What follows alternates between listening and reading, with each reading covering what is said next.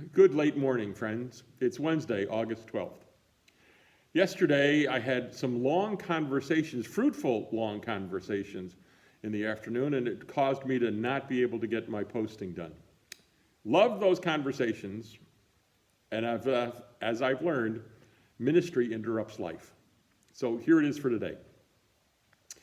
As many of you know, back in February, I announced that I would be retiring in June of 2021.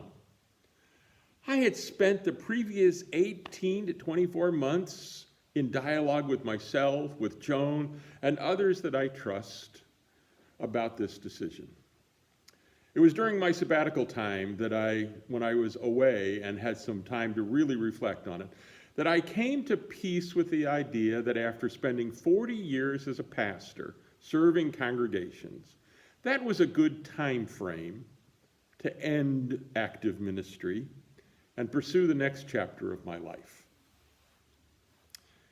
In my foolishness, I had imagined that I would retire in June of 2021, and months later, maybe even almost a year later, Joan would retire. I imagined that I would be able to live into this retirement and to do the things that I wanted to do before we were retired together. Silly me. I actually thought I could plan the future. Yeah, we all know how that's worked since that February congregational meeting. About a month after that meeting is when we went into distant worship services, suspending things here. Schools had suspended the Friday before. Our preschool followed suit on that Friday afternoon and announced to their students and parents that preschool wouldn't be in operations for a while. A week after that is when California went into those stay-at-home orders or shelter-at-home order, with only essential workers being allowed to leave the home. I know that many of us thought that we would flatten the curve and life would return back to normal, maybe even as early as after spring break for the schools, right in time for Easter Sunday celebrations. I'm still waiting for the Easter resurrection to take place, if you will. And now we're deep into the fall fighting. Schools are reopening across the country, and some having disastrous results. We're discovering how dangerous that can be. Schools are resuming with distant learning, and we're arguing that this is not acceptable. I wonder how it is that we went from praising and adoring teachers as indispensable workers back in April, May, and early June, as they were learning to teach in a new way. And now we're saying that they just simply must get back to their work, get back to school and back to the class. Even if it means that their health could be in jeopardy? Is it really all about education? Or are we worried about something else? I have long thought that we oftentimes see school as more necessary for we working parents than we really do for our students. I remember when Alex was a student in elementary and middle school, how Joan and I would spend time to try to find after-school care and summer activities so that Alex could continue to be taken care of while we worked our normal hours. Now, we were fortunate to find summer camps for him, as well as an after-school program run by the Y. Those programs were vital for us so that we could work. And oh yes, Alex seemed to thrive in those activities, enjoying them immensely. Different times. Kathy has been holding parent orientation nights this week with the parents of our new preschoolers.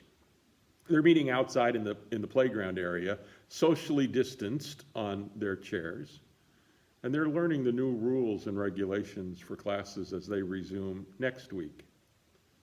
A process that we and they probably never anticipated until this summer.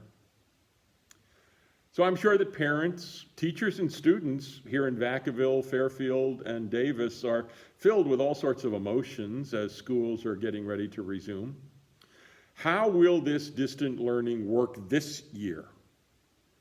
What new changes will we need to make now, a month from now, in December? When will life get back to normal?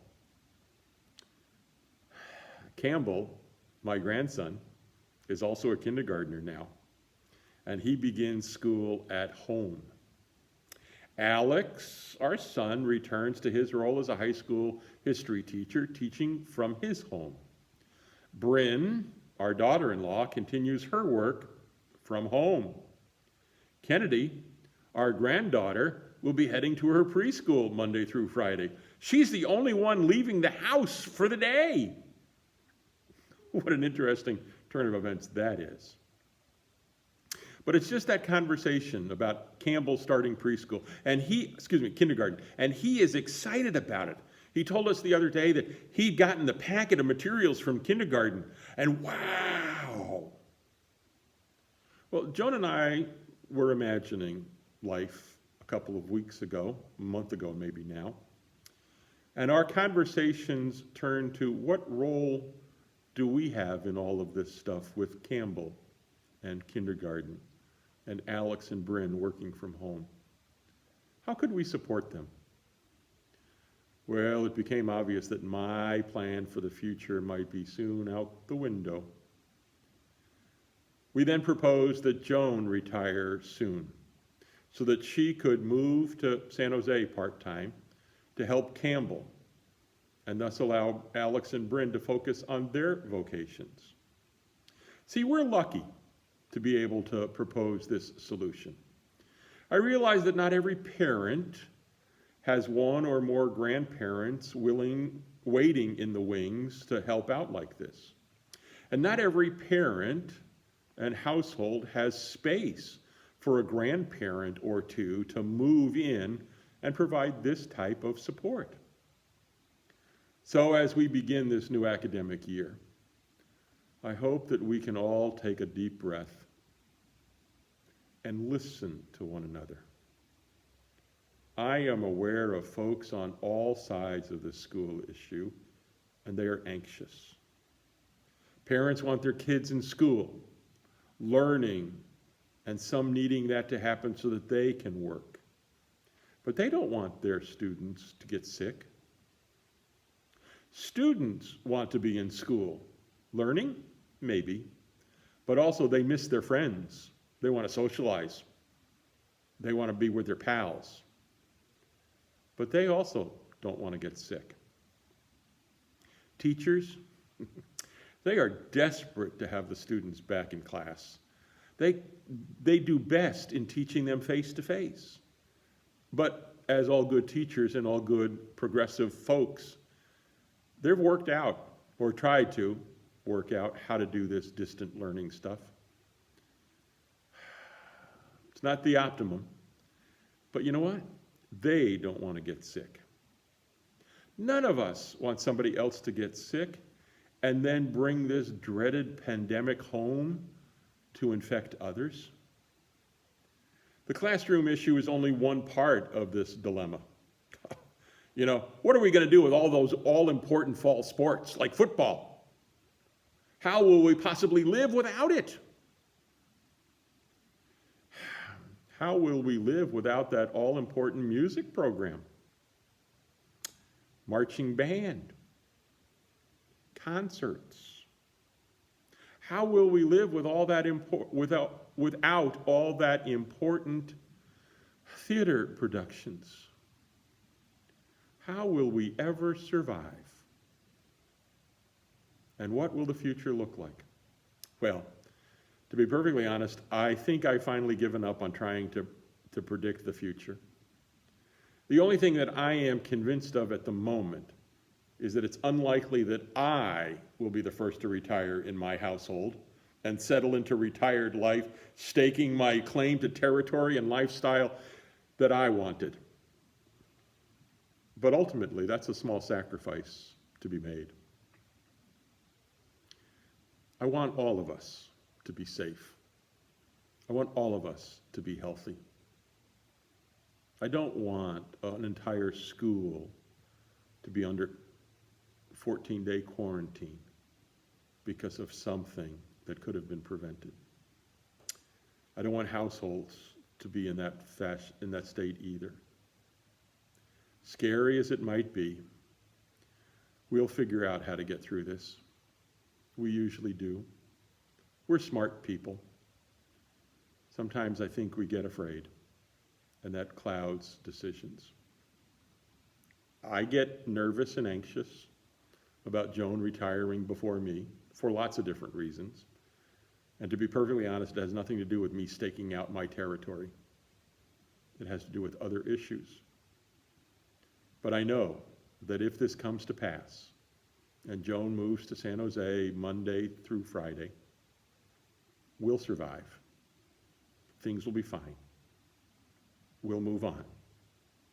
And eventually, like 1918, 1919, life will return to a normal life. Until then, I look forward to seeing you on Sundays. Well, at least seeing your name scroll up the screen as I watch our worship service afterwards. But remember, please, wash your hands 20 seconds at a time, 3, 4, 5 times a day. Use soap and water.